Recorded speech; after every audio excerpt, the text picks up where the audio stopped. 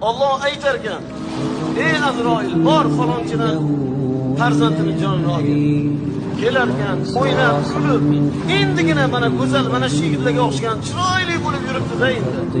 Azroil alayhisalom kelar ekanlar, jonini olmoqchi bo'lar ekanlar. Jonini olindi. Alloh taolo bilib turibdi hammasini. Bandam nima deyapti? Ya Robbi, senga hamd aytyapti. Bandam menga hamd aytyapti.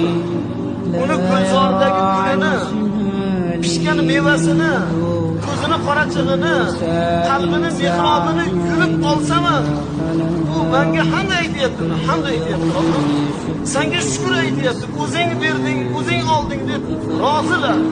Biz qazoyi qadarga rozimiz ey Alloh deyapti. Alloh aytadi, guvoh bo'linglar. Bu bandalarimning gunohini kechirdim. Bu bandalarimning gunohini mag'firat qildim, guvoh bo'linglar. Qiyomatda bu bandalarimga